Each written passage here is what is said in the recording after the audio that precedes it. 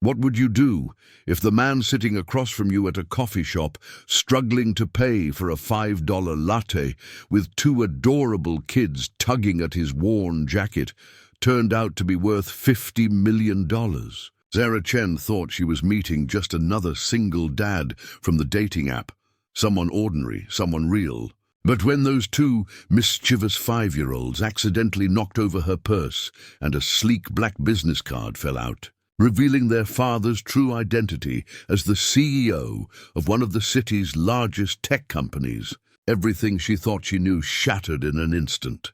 This is the story of how one woman's kindness during a test she didn't know she was taking changed not just her life, but the lives of a lonely father and his 2 children who had been betrayed one too many times. Stay until the end to find out what happened when Marcus revealed the truth. And if you love stories about real love triumphing over deception, make sure to hit that like button and subscribe to Miracle Stories for more incredible true-to-life tales that will restore your faith in humanity. Marcus Wellington had everything except the one thing money couldn't buy: someone who would love his children as much as he did. Standing in his corner office on the 47th floor of Wellington Tech headquarters, he watched the city sprawl beneath him like a kingdom he'd built from nothing. Yet inside, he felt emptier than the day he'd started with just a laptop and a dream. His twins, Emma and Ethan, were turning 5 next month. And for the past 3 years, since his divorce from Victoria, he'd watched woman after woman walk into his life with dollar signs in their eyes and walk out the moment they realized his kids were part of the package. Victoria had been the worst kind of lesson. A woman who'd hidden her true nature until after the wedding, who'd seen his children as obstacles rather than blessings, who'd actually suggested boarding schools in Switzerland when Emma was barely 2. The divorce had been ugly and expensive, but Marcus would have paid 10 times more to get his kids away from someone who looked at them with such cold indifference. Now, 3 years later, he'd dated enough to recognize the pattern. They'd show up to dinner in designer dresses, laugh at all his jokes, and subtly drop hints about investment opportunities or struggling businesses or sick relatives who needed expensive medical care. The moment he'd bring up his kids, their smiles would freeze just slightly. Their eyes would flicker with calculation. And he'd know, again, always again, his assistant Jennifer had been the one to suggest the experiment. She'd been with him since the beginning, had watched him build Wellington Tech from a startup in his garage to a company valued at over $2 billion. And she'd also watched his personal life crumble despite his professional success. One afternoon, after he'd cancelled yet another date because the woman had sent his kid's nanny a list of rules about keeping the children out of sight during her visits, Jennifer had knocked on his office door with an unusual proposition. What if he met someone without all the trappings of wealth? What if he could see how a woman truly behaved when she thought he was just an ordinary single dad struggling to make ends meet? At first, Marcus had dismissed the idea as too elaborate, too deceptive. But that night, as he'd read bedtime stories to Emma and Ethan in their massive playroom filled with every toy imaginable, watching their innocent faces and thinking about how many people had already tried to use them as stepping stones to his fortune, something shifted in his heart. He'd created a fake dating profile under the name Marcus Wells, listing his occupation as freelance IT consultant, his income as modest, and his relationship status honestly divorced father of twins seeking genuine connection. He'd even used old photos from college when he'd been thinner, scruffier, had more hair and less polish. The responses had been dramatically different from his usual dating pool. Women who messaged him seemed warmer, more authentic, more interested in his kids than his portfolio. And then he'd matched with Sarah Chen. Her profile had been refreshingly honest. She was 32, a pediatric nurse at County General Hospital, and her photos showed a woman with kind eyes and a genuine smile that reached all the way to her soul. She'd grown up in foster care, never knew her parents, and had dedicated her life to helping children who couldn't help themselves. In their messages, she'd asked about his kids before asking about his job, wanted to know their favorite foods and bedtime routines, and what made them laugh. When he'd mentioned that dating as a single parent was hard, she'd responded with a paragraph about how any woman who couldn't see children as a blessing wasn't worth his time. Marcus had read that message 50 times, wanting desperately to believe it was real, yet his 3 years of disappointment had taught him to be cautious. So he decided to take the test to its logical conclusion. He'd meet her in person, dressed down, bringing the twins along, and he'd watch carefully to see if her kindness extended beyond text messages. He'd borrowed clothes from his building's maintenance supervisor, worn jeans, a faded jacket with a small tear in the sleeve, scuffed sneakers that had seen better days. He'd driven his old Honda Civic that he'd kept from his college days. Instead of the Tesla, he'd chosen a modest coffee shop in a working-class neighborhood instead of the high-end restaurants he usually frequented. And most importantly, he'd brought Emma and Ethan, briefing them that this was a special game where they had to pretend Daddy didn't have a lot of money, which they'd thought was hilarious, and had immediately started planning elaborate scenarios of poverty that Marcus had to gently rein in. As he'd driven to the coffee shop that Saturday morning, Marcus had felt a strange mixture of hope and guilt.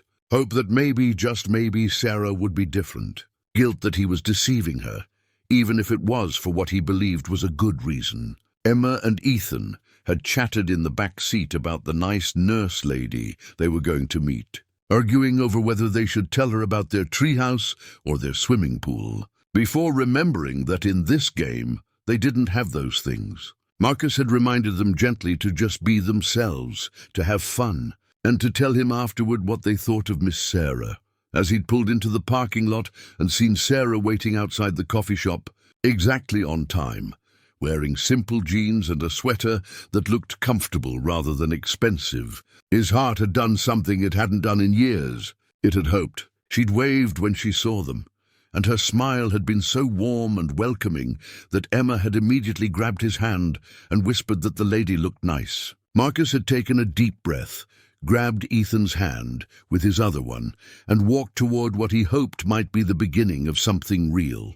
He had no idea that the next 2 hours would not only test Sarah's character, but would also force him to confront his own prejudices about wealth, love, and what it truly meant to be honest with another human being. The game was about to begin, but Marcus Wellington was about to discover that sometimes the person being tested isn't the only one who learns something profound about themselves.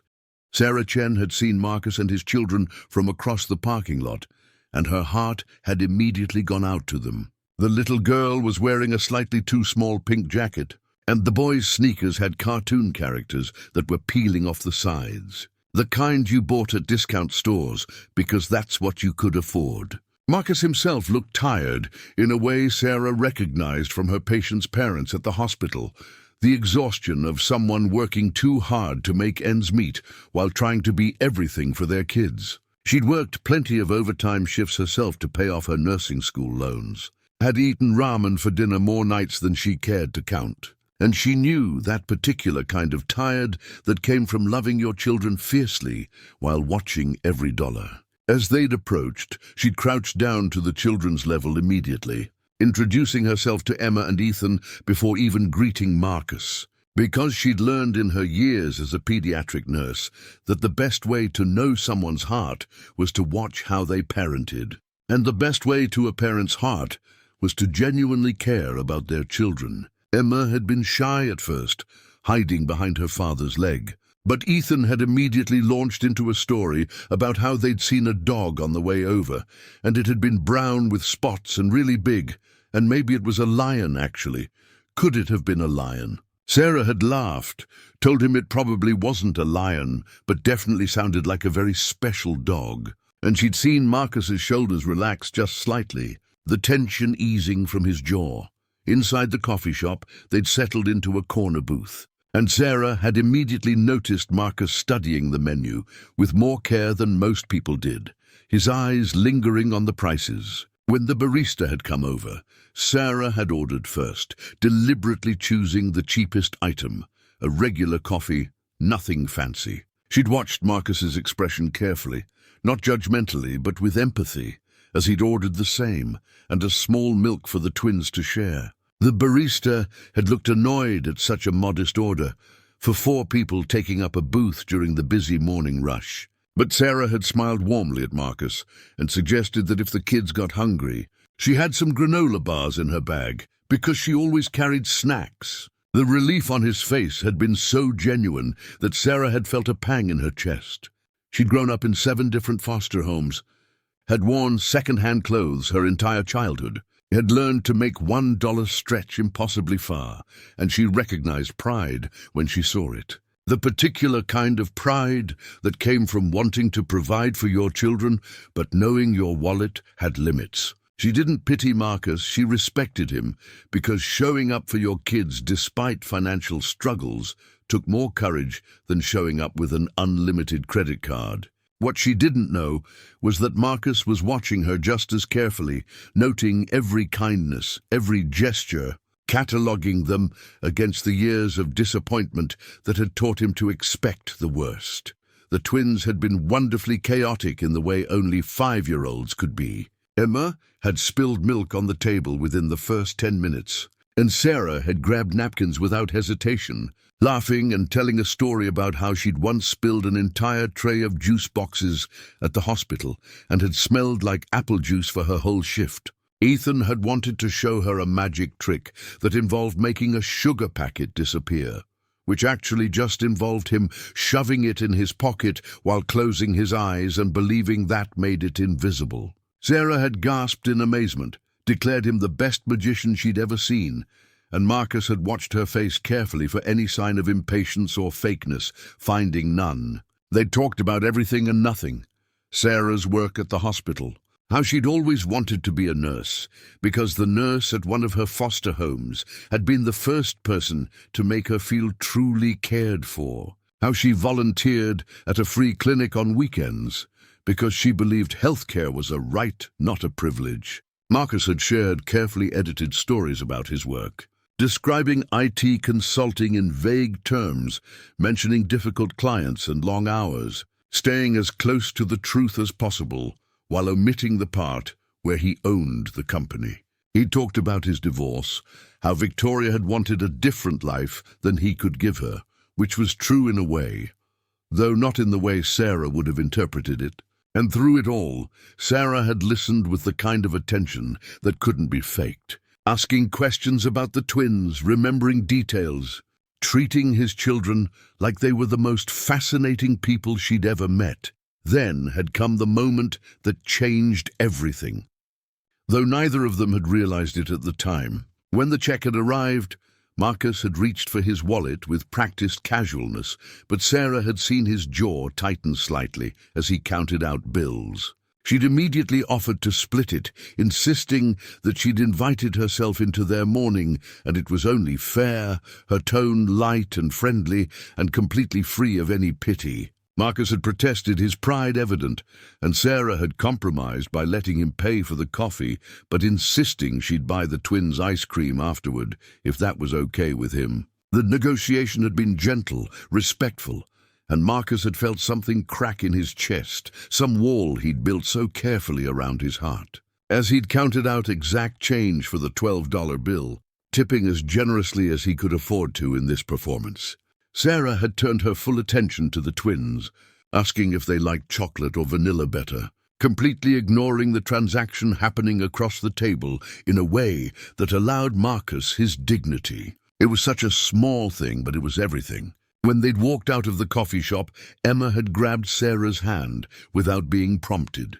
chattering about the ice cream they were going to get. And Marcus had felt hope bloom in his chest like spring after the longest winter. Maybe, just maybe, this was real. Maybe Sarah was different. Maybe kindness still existed in a world that had tried so hard to convince him it didn't.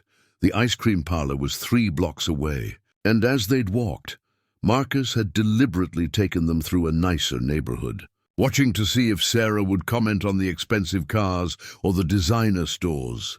if she'd hint about wanting to go inside, if her demeanor would change, surrounded by wealth. She'd barely noticed, too busy listening to Ethan explain his theory about why chocolate ice cream was scientifically proven to be better than vanilla. Something about how brown was a stronger color. At the ice cream parlor, Marcus had again reached for his wallet, and this time Sarah had gently but firmly insisted it was her treat. And when he'd protested, she'd said something that had stopped him in his tracks. She'd said that he'd given her the gift of meeting his beautiful children, that Emma and Ethan had made her morning so much brighter, and buying them ice cream was her way of saying thank you for sharing them with her. Not thank you for the coffee date, not thank you for his time, but thank you for his children. Marcus had felt tears prick at his eyes and had to turn away, pretending to help Ethan choose between flavors because no one had ever thanked him for his children before. They'd been called baggage, complications, obstacles, responsibilities, but never a gift.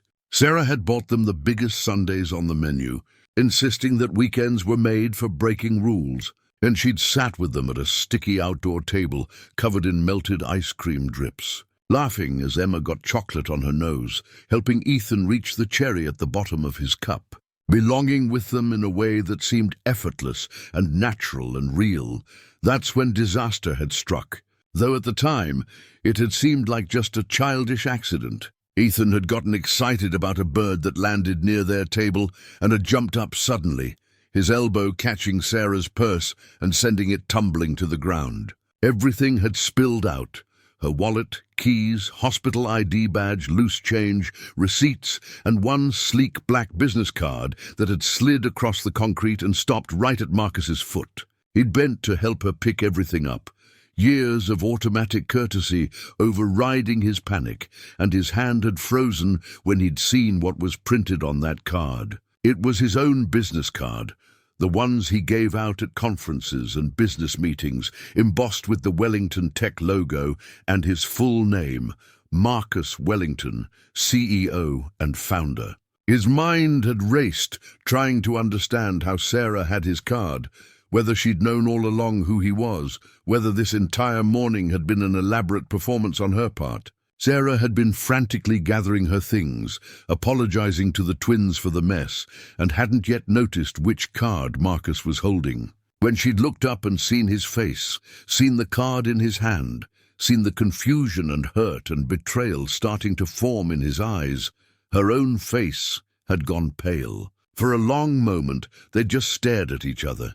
Two people who'd both been hiding truths, both been running from pain, both been hoping desperately that the other might be different. The twins had sensed the shift in energy, their childish chatter dying down, Emma reaching for her father's hand uncertainly.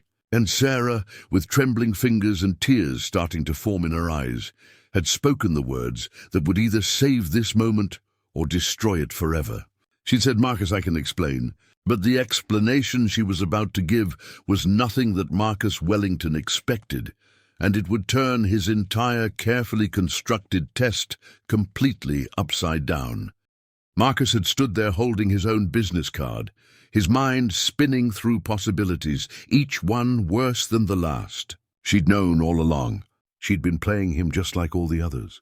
She'd been after his money from the start, just more clever about it, more patient. The test had failed before it even began. But when he'd looked into Sarah's eyes, he'd seen something that didn't match his assumptions. She wasn't wearing the calculating expression he'd seen on so many faces before.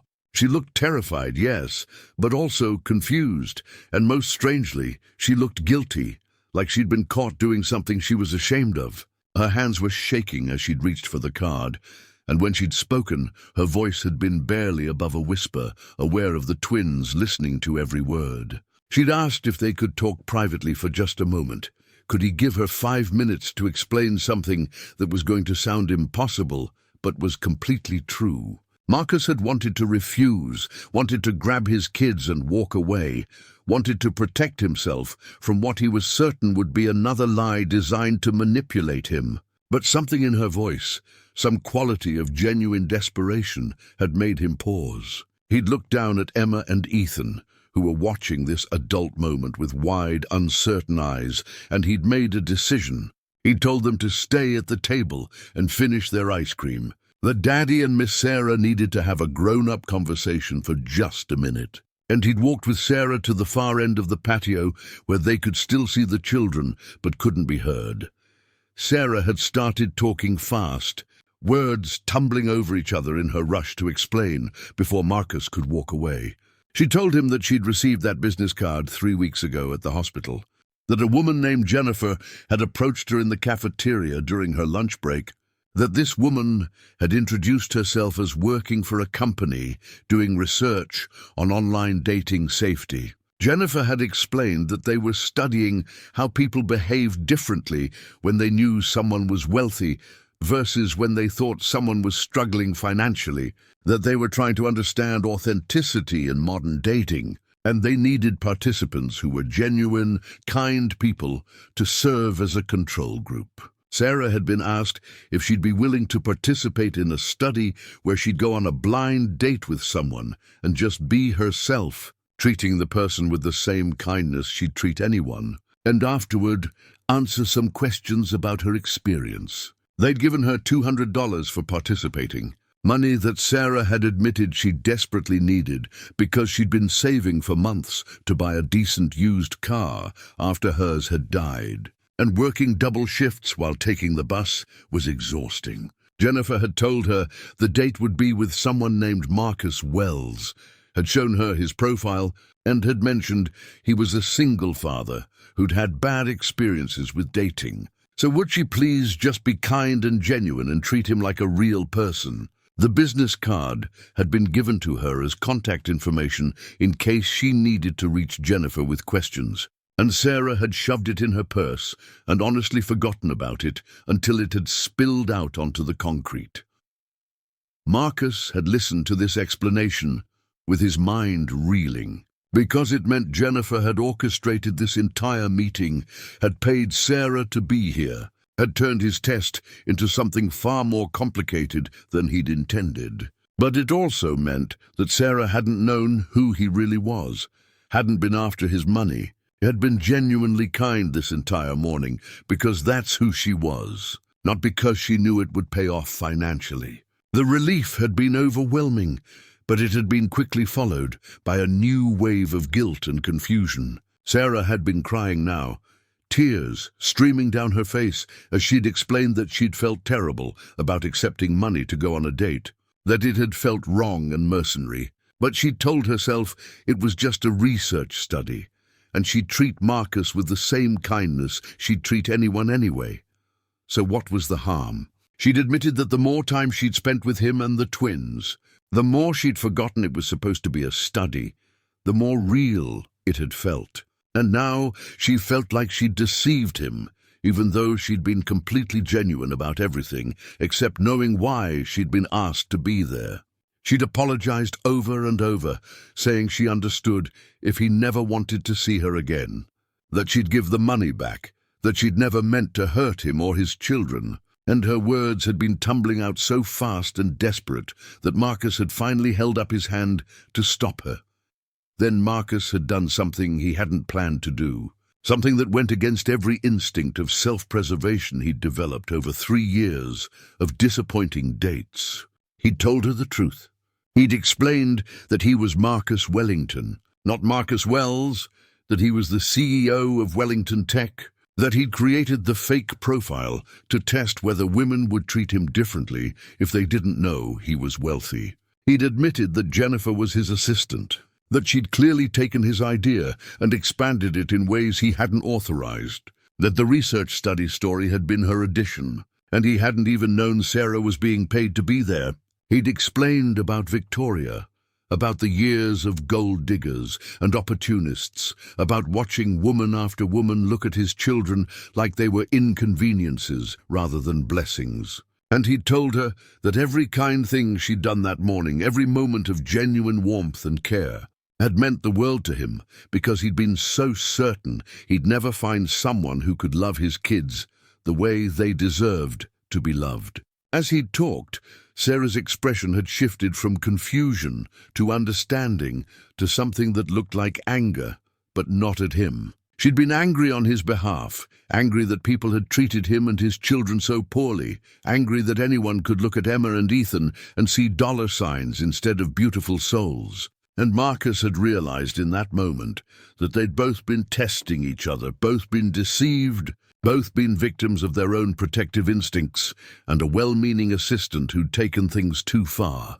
They'd stood there for a long moment, two people who'd both been pretending to be something they weren't, both discovering that underneath the deception, they'd been more real with each other than they'd been with anyone in years. Sarah had asked him why he'd felt the need to pretend to be broke, and Marcus had given her an answer that was achingly honest. He'd said that being wealthy had taught him that money didn't buy authenticity, that it actually did the opposite, that it created a barrier between him and genuine human connection, because people stopped seeing him and started seeing his bank account. He'd wanted just once to be seen for who he really was, not what he had, and if that meant wearing borrowed clothes and counting change for coffee, it had seemed like a small price to pay for the possibility of something real. Sarah had understood that in a way Marcus hadn't expected, because she'd experienced the opposite side of the same coin.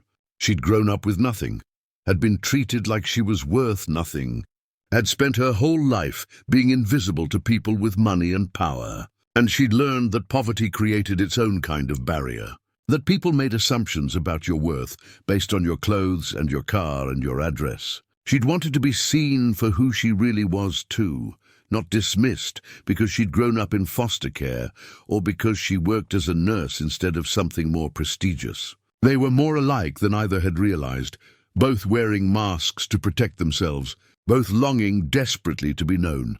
The twins had finished their ice cream and were starting to get restless, and Marcus and Sarah had to make a decision. They could walk away from each other, chalk this up to a bizarre experience, go back to their separate lives with a strange story to tell. Or they could choose to move forward with complete honesty, acknowledging the messy, complicated beginning and seeing if there might be something real worth exploring. Marcus had looked at Sarah, really looked at her, seeing past the nurse's scrubs and the second-hand clothes to the person underneath, someone with a capacity for kindness that money couldn't buy and life hadn't managed to crush. Sarah had looked back at him, seeing past the CEO title and the wealth and the test, seeing a father who loved his children fiercely and a man who'd been hurt enough to forget how to trust. And in that moment of complete honesty, they'd both decided to take a risk. Marcus had asked if she'd like to start over, meet the real him, and let him meet the real her. No more tests or studies or deceptions. Just two people seeing if there might be something between them worth exploring. Sarah had said yes, but she'd had one condition. She'd insisted on giving back the $200 Jennifer had paid her, because she didn't want money anywhere near whatever might or might not develop between them. And she'd wanted to make sure Marcus knew she was there by choice, not because of any financial incentive. Marcus had argued that she'd earned that money fair and square, but Sarah had been adamant, and he'd finally agreed, respecting her need to clear the slate completely. The week following their unusual first date had been a whirlwind of revelation and reflection for both Marcus and Sarah, each processing what had happened and what it meant for whatever might come next. Marcus had called Jennifer into his office first thing Monday morning, and the conversation had been tense in ways their relationship had never been before. He'd demanded to know why she'd expanded his simple idea into an elaborate scheme, involving payment and fake research studies, why she'd manipulated Sarah into participating under false pretenses, and whether she'd understood how potentially harmful her interference could have been. Jennifer had sat across from his desk with tears in her eyes, explaining that she'd watched him suffer through 3 years of terrible dates, had seen him lose faith in people, had watched Emma and Ethan ask why Daddy seemed sad all the time, and she'd wanted so desperately to help him find someone genuine that she'd convinced herself the ends justified the means. She'd researched Sarah thoroughly before approaching her, had read reviews from patients' families who praised her kindness, had talked to other nurses who described her as the most compassionate person on their floor, had learned about her foster care background and her volunteer work. And she'd been certain that if Marcus could just meet Sarah without the barrier of wealth between them, something real might happen. Jennifer had admitted that paying Sarah had been wrong, that lying about the research study had been manipulative. But she'd been terrified that if Sarah knew it was a setup for a regular date, she'd refuse. And Jennifer had genuinely believed that Sarah was exactly the kind of person Marcus and his children needed in their lives. Marcus had listened to all of this with conflicting emotions churning in his chest, because he couldn't entirely disagree with Jennifer's assessment. Sarah had been exactly what he'd been looking for, and without Jennifer's interference, they might never have met, because Sarah wasn't the type to show up in his usual social circles or business events. But the deception had been wrong, had put both him and Sarah in a position where they'd been unknowingly manipulating each other, and it had created a foundation of dishonesty that could have destroyed something before it even began. He'd told Jennifer that while he appreciated her intentions, she'd crossed a line, that she'd taken away both his and Sarah's agency to make genuine choices, and that if anything was going to move forward with Sarah, it would have to be rebuilt from scratch on a foundation of complete honesty. He'd also insisted that Jennifer call Sarah and apologize, take full responsibility for the deception, and offer to meet with both of them together to clear the air completely. Jennifer had agreed immediately, grateful that Marcus hadn't fired her on the spot, and she'd admitted that she'd already been losing sleep over what she'd done. That the moment Sarah had looked upset at the ice cream parlor, she'd realized her interference might have caused more harm than good. The conversation had ended with Marcus telling Jennifer that he valued her loyalty and her care for his family, but that she needed to trust him to handle his own personal life, even if it meant making mistakes and getting hurt sometimes, because that was part of being human. Sarah had spent that same week processing her own complicated feelings about what had happened. On one hand, she felt violated by the deception, angry that she'd been manipulated into a situation without full knowledge of what was happening, embarrassed that she'd accepted money for what she'd thought was harmless participation in a study. On the other hand, she couldn't stop thinking about Emma and Ethan, about their bright eyes and infectious laughter, about how Emma had held her hand so trustingly, and how Ethan had wanted to show her his magic trick. She couldn't stop thinking about Marcus either, about the vulnerability in his eyes when he'd explained why he'd felt the need to test her, about the fierce love for his children that radiated from him, about the way he'd been willing to be completely honest, even when it made him look bad. When Jennifer had called to apologize, Sarah had been prepared to be angry, but Jennifer's genuine remorse and her explanation of watching Marcus suffer had softened Sarah's response. She told Jennifer that the deception had been wrong, but that she understood the motivation, and she'd agreed to meet with both Marcus and Jennifer to talk everything through. What bothered Sarah most wasn't the test itself, or even being paid. It was the realization that if Marcus was willing to go to such elaborate lengths to protect himself, he'd been hurt very badly. And people who'd been hurt that badly sometimes couldn't fully heal, couldn't fully trust, couldn't fully open their hearts even when they wanted to. Their second meeting had been completely different from their first. Marcus had picked Sarah up in his actual car, a sleek Tesla that made Sarah laugh, because she'd spent the entire previous week imagining what kind of car a tech CEO would drive. And this had matched her imagination perfectly. He'd been wearing clothes that actually fit, expensive but not showy, and Sarah had teased him gently about the transformation from shabby IT consultant to put-together executive. The twins weren't with them this time because Marcus had wanted to talk adult to adult, heart to heart, without having to filter everything through child-appropriate language. He'd taken her to a restaurant she'd only seen from the outside, the kind of place with a 6-month waiting list and a dress code, And she'd admitted nervously that she'd never been anywhere this fancy, that she felt out of place. And Marcus had taken her hand across the table and told her she belonged anywhere she wanted to be. That money only bought access, but couldn't buy worth. Over dinner, they'd talked about everything they hadn't said at the ice cream parlor. Marcus had told her about his marriage to Victoria, about how she'd hidden her true nature until after the wedding, about the moment he'd realized she saw his children as obstacles rather than blessings, about the divorce and the custody battle, and the years of dating disasters that had followed. He'd explained that the pretense of being broke wasn't about tricking people, but about removing the one variable that seemed to change every interaction, trying to find someone who'd see him rather than his bank account. Sarah had understood that more than he'd expected, because she'd experienced the opposite prejudice her entire life. People making assumptions about her intelligence or her worth because she'd grown up poor, because she was a nurse rather than a doctor, because she didn't have family connections or inherited wealth. Sarah had shared her own story over dessert, about growing up in the foster care system, about learning early that love was conditional and families were temporary, about the constant moves and the constant feeling of not belonging anywhere. She told him about the nurse who'd changed her life, Miss Patricia at her 6th foster home, who'd seen a wounded 11-year-old girl and had treated her with consistent kindness and respect, who'd talked to her like she mattered, who'd been the first person to suggest that Sarah might want to become a nurse herself, that she had a gift for caring about people.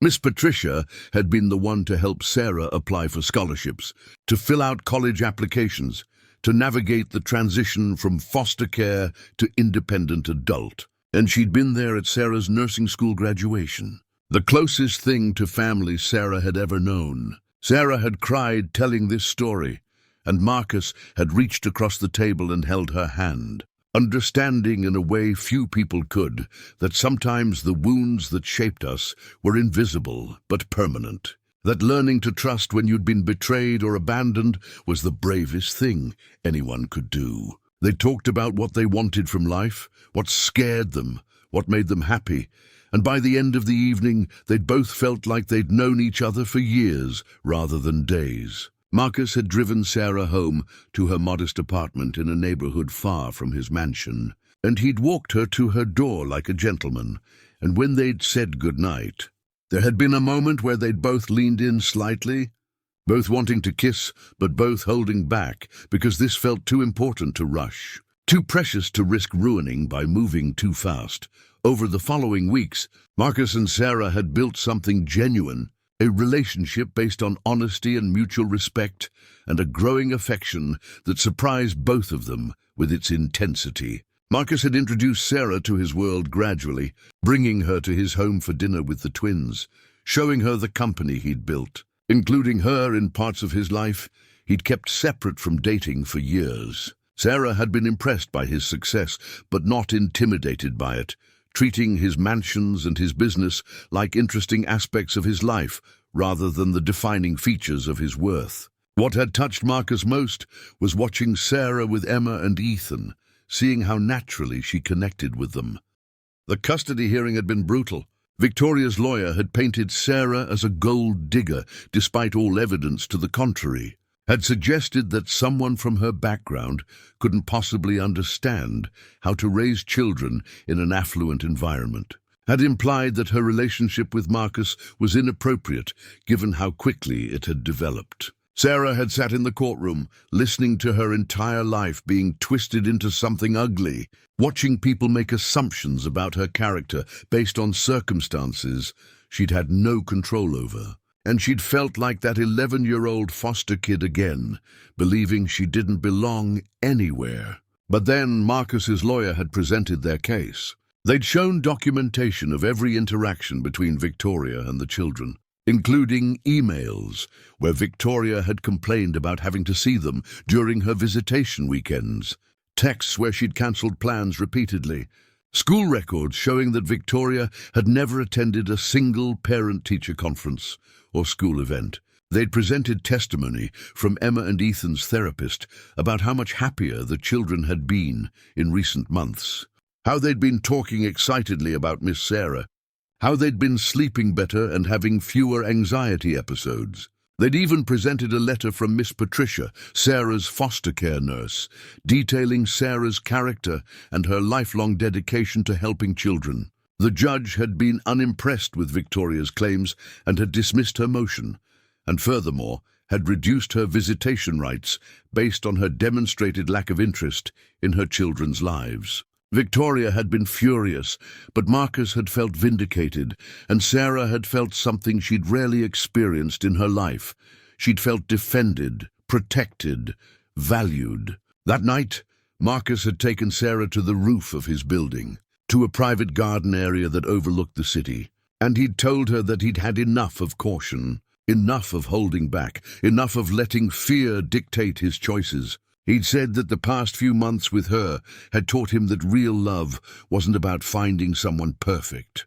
It was about finding someone who made you want to be better, who saw your flaws and loved you anyway, who chose you every single day. He'd told her that Emma and Ethan loved her, that he loved her, and that if she was willing, he wanted to build a life with her, a real family, the kind neither of them had really experienced growing up. Sarah had cried happy tears and had told him that she'd spent her whole life feeling like she was on the outside looking in, never quite belonging anywhere, but with him and the twins, she finally felt like she'd found her home. They'd kissed on that rooftop under the stars, and Marcus had felt something he'd thought he'd never feel again. Hope for the future, genuine, uncomplicated hope. The test had been passed, the deception had been forgiven, the wounds had begun to heal, and two people who'd been broken in different ways had found in each other something that might actually be able to make them whole. But the story wasn't over yet, because life had one more twist in store, one more revelation that would challenge everything they thought they knew about themselves and each other.